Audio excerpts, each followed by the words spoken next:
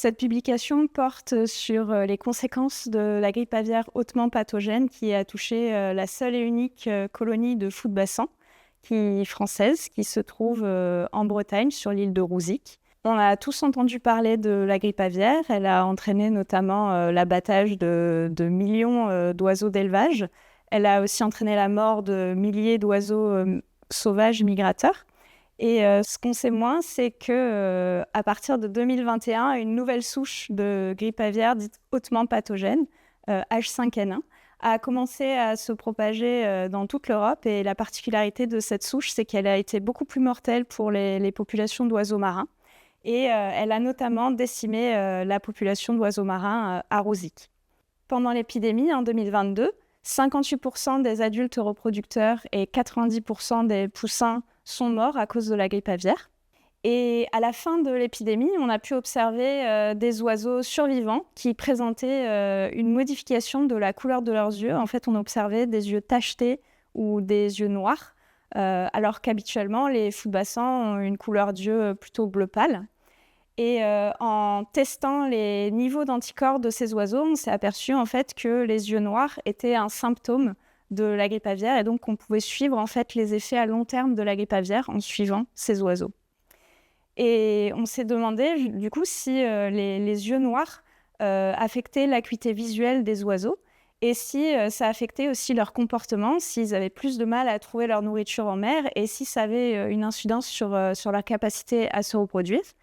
Donc en 2023, une année après l'épidémie, on a posé des GPS sur des oiseaux avec des yeux noirs ou avec des yeux normaux pour voir justement l'effet de cette couleur d'yeux sur leur comportement et leur répartition spatiale.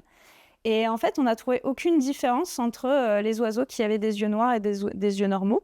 Ils utilisaient les mêmes aires d'alimentation, ils allaient aussi loin pour aller trouver leur nourriture et ils passaient le même temps sur leur nid à la colonie pour s'occuper de leurs poussins.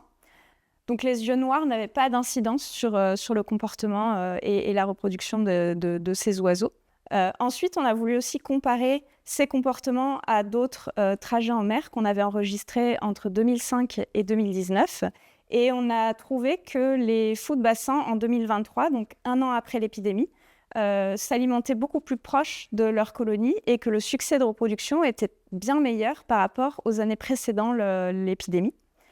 Donc en fait, on s'est aperçu que les oiseaux subissaient une pression moindre pour aller chercher leur nourriture en mer, moins d'oiseaux à cause de la grande mortalité due à l'épidémie, voulait dire plus de poissons et plus proches de la colonie, donc les oiseaux allaient moins loin pour s'alimenter. Et ils avaient plus de poissons aussi pour alimenter leurs poussins, d'où le succès de reproduction plus élevé. Donc au final, en fait, notre publication, elle nuance un peu l'effet très dramatique de la grippe aviaire dans la colonie de Foutbassan de Rouzic, puisque l'année d'après, en fait, les Foutbassans ont plus de nourriture, enfin en tout cas, les oiseaux survivants ont plus de nourriture et donc ils ont un succès de reproduction meilleur. Donc, on pourrait penser que sur le long terme, en fait, la colonie de Foutbassan va progressivement revenir à des niveaux qui étaient ceux précédant l'épidémie.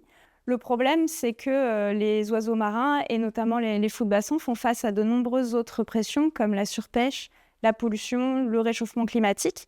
Et donc, en fait, ces autres menaces vont aussi affecter la mortalité, enfin la survie et la productivité des oiseaux. Donc sur le long terme, en fait, la population elle reste menacée. Et c'est pour ça que c'est important de continuer à mettre en place des mesures de protection et de conservation de cette espèce, et notamment sur l'île de Rouzic, pour être sûr que la seule et unique population de Foutbassan française persiste sur le long terme.